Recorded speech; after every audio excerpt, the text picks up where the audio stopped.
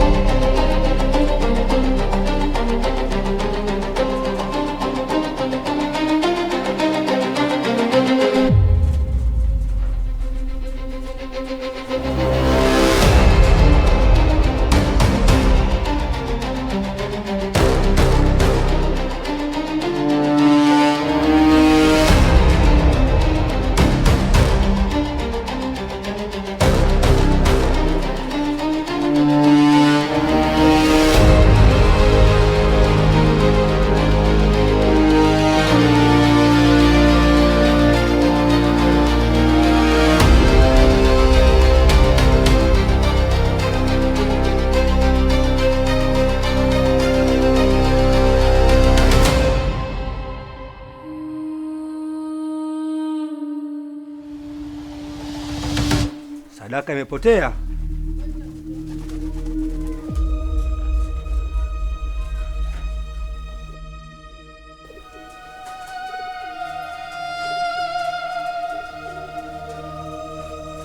Sawa. Nakuja.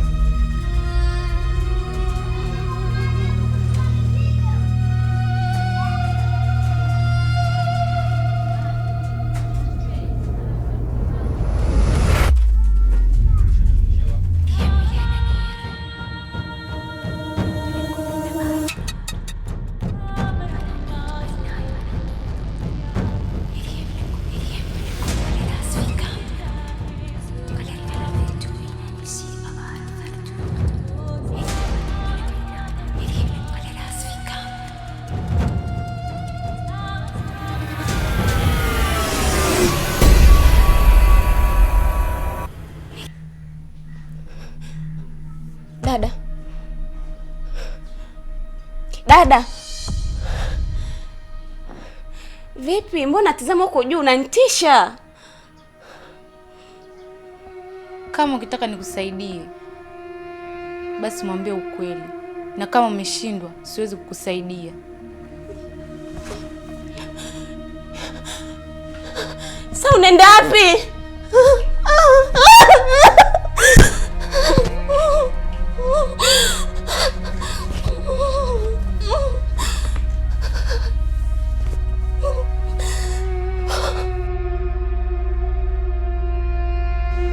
Captain Tasha.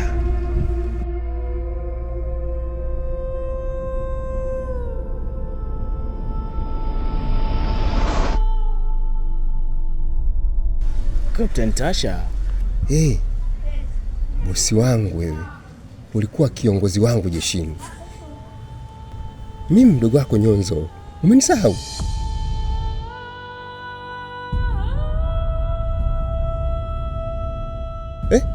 Ni mimi.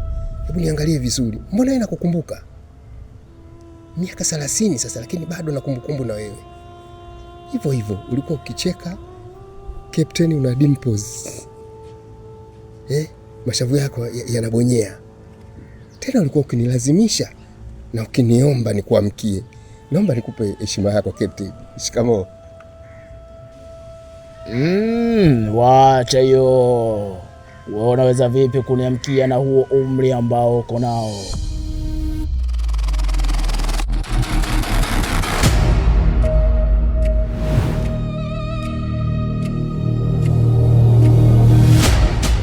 Nimesha kwambia wewe umenifananisha. Mimi siitwi Captain Tasha. Sikufananisha. Ni Captain. Ni wewe kabisa. Mzee.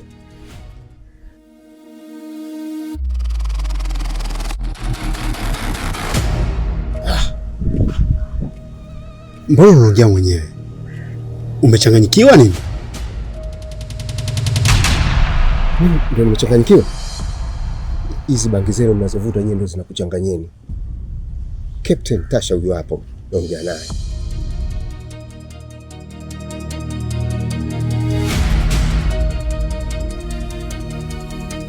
Bosi wangu nilikuwa naye jeshini, alikuwa amenizidi miaka 6. Leo nimemwona tena. Unaniambia mimi naongea peke yangu? Huyo hawezi kuniona.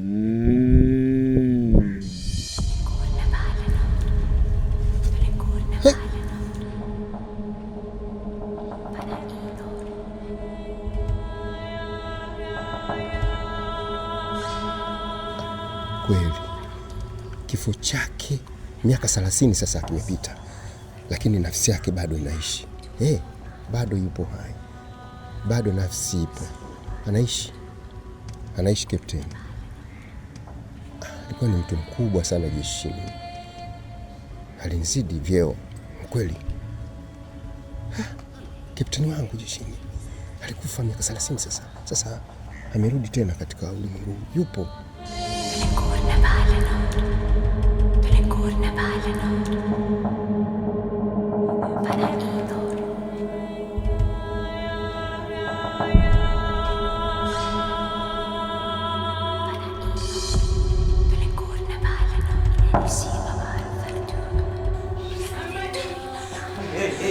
Tulia wewe.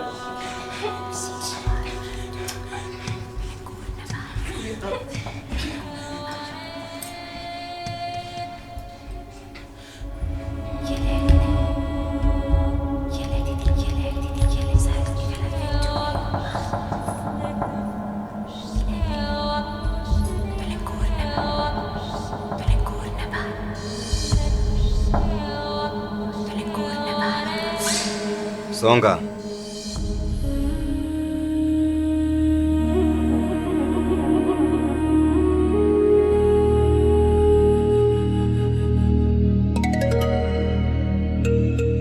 Mabinti waliopo mbele yako ni mabinti ambao wamefanya kosa kubwa sana. Wametolosha sadaka yangu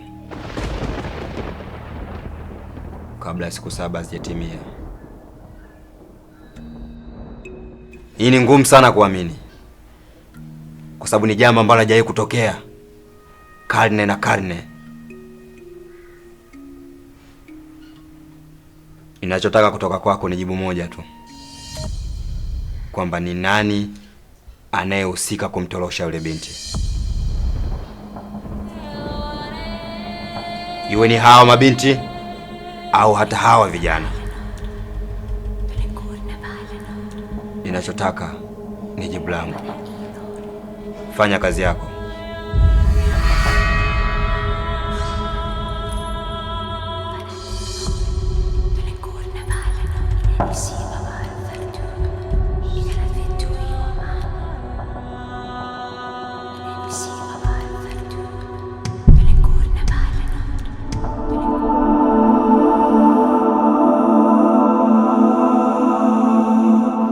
Ninachohitaji kutoka kwenu ni jibu moja tu. Sihitaji kuuliza mara mbili. Nachohitaji kujua ni nani aliyetorosha sadaka ya himaya hii.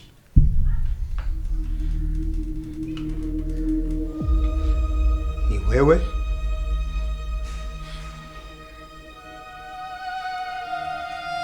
Ama wewe?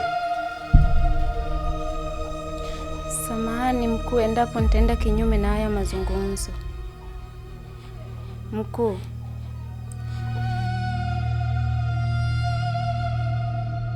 baada ya sadaka ya mafuta, ni binti mmoja pekee anayetakiwa kuilinda hii sadaka, na sisi huwa tunapeana zamu. na hii zamu ilikuwa ni ya huyu mwenzangu. Mkuu, naomba umuulize yeye, pengine majibu yako utayapata.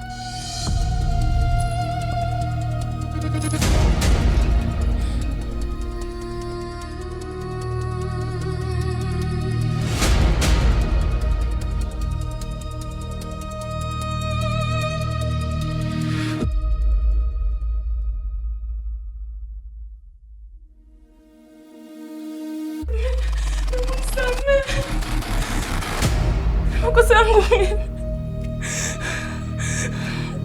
Tumulikuwa na ndugu. Kinachooni mara moja. Naomba nisamehe.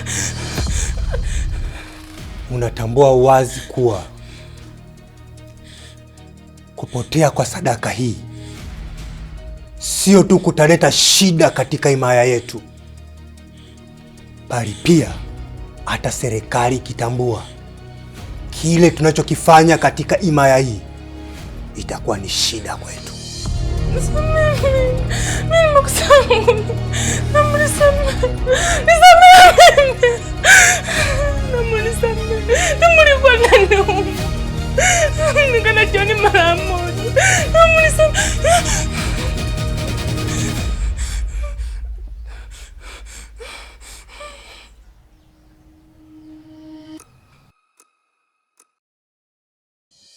Abi, mjukuu wangu, unaweza ukaona kama ni hadithi ya kufikirika, lakini kile kitu nilichokuwa nakiona mimi kilikuwa ni kweli.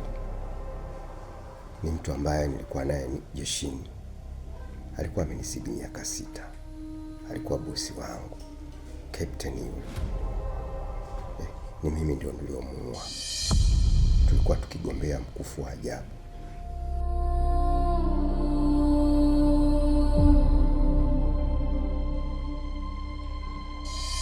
Ukiwa na maana gani?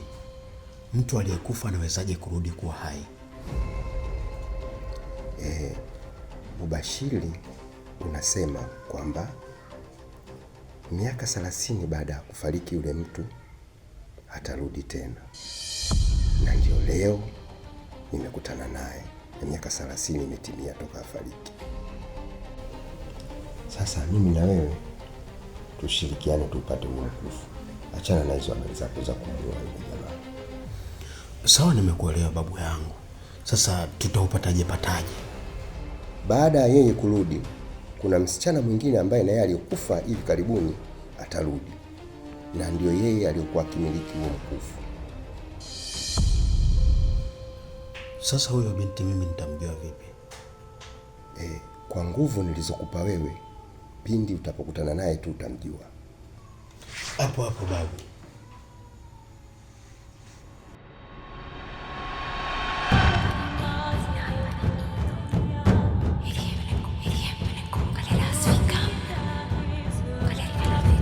Geuka.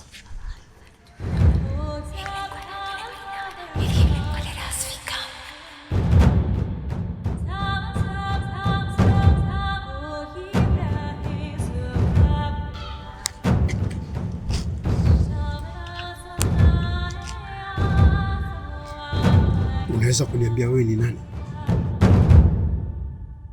Wewe ni nani? Wewe ni nani? Huyo ni askari wangu.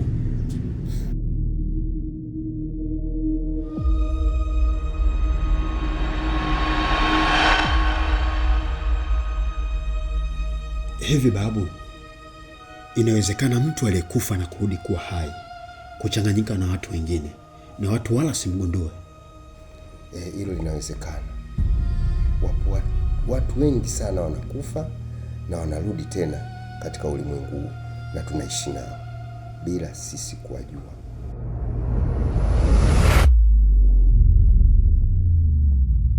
Basi nilivyoenda kwa rafiki yangu kumtembelea, kuna binti nilikutana naye. Baada ya kumvuka tu, nywele zangu zote zilisisimka. Nikajaribu kumuuliza maswali, akawa ongea chochote kile, na kila nikimwangalia ameganda tu.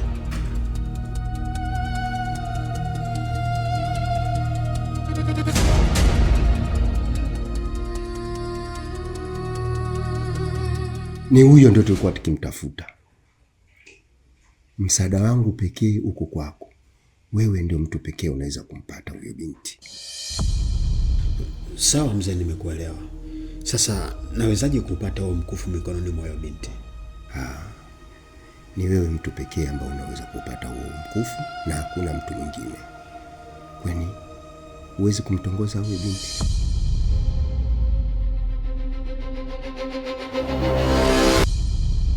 Kuanzia naye mahusiano.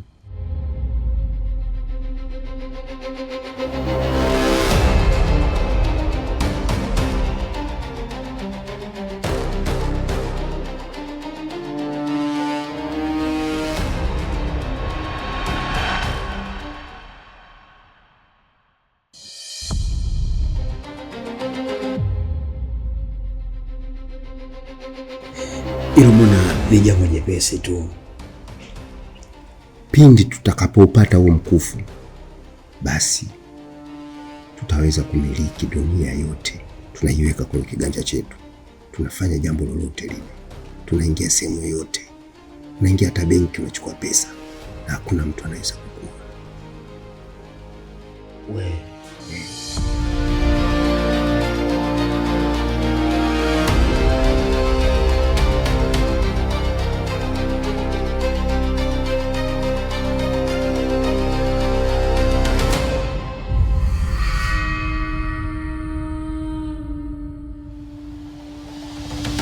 Mbona ghafla hivyo bila taarifa umekuja? Lazima nije bila taarifa, maana simu zangu upokei na message ya ujibu. Hebu niambie Keina, shida nini? Lakini hata kama ungenipa taarifa, mbona mimi nilikuwa nakujibu tu? Kondo umeamua uchukue maamuzi ya kuja bila kunipa taarifa. Sawa, nimeelewa. Hebu niambie, una taarifa zozote kuhusu huyo mwenzako?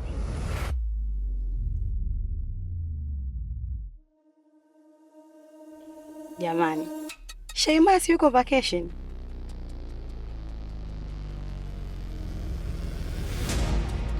Najua kwa yupo vacation, ila sijazoea huu utaratibu wenu, maana najua kila mwaka huwa kwa kuna vacation naenda kwa pamoja. Sasa imekuwaje mwaka huu ameenda peke yake bila kuambatana na wewe?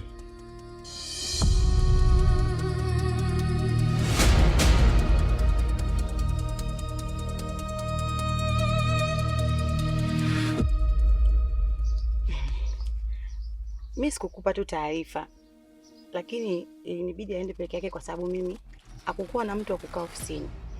Kwa hiyo ilibidi yeye nimwache aendelee ili mimi niweze kufanya mambo mengine. Una uhakika na unayosema? Ndiyo, na uhakika. Kwani kuna shida gani? Ya, shida ipo. Maana nilimpigia simu yangu ikawa inaita, then ghafla tu ikakatwa. Baada hapo nampigia simu hapokei na haipatikani. So unashindwa kuelewa, sijui amekumbwa na nini huko. Ndio maana nikaja hapa kwako, labda nijaribu kwa upande wako. Mpigie simu, uende labda akapokea simu yako.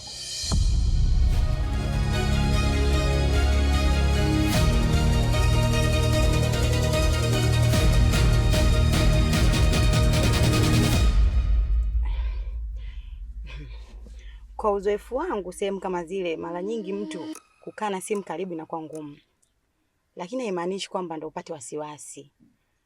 Lakini una uhakika kweli alikuwa apokee simu? Simu zangu hapokei, ndio maana nimekuja kwako hapo. Labda umjaribu kumpigia kwenye simu yako, huenda akapokea. Kwa unataka nimpigie kwenye simu yangu? Hata kama alikuwa apokee, ukatapokea kweli? Lakini sawa, ngoja tu nimpigie kwa sababu umetaka nimpigie. Wewe mpigie simu, naacha maneno mengi. Lakini unajua kule mambo ni mengi, unakutana watu tofauti tofauti. Lakini ngoja nimpigie.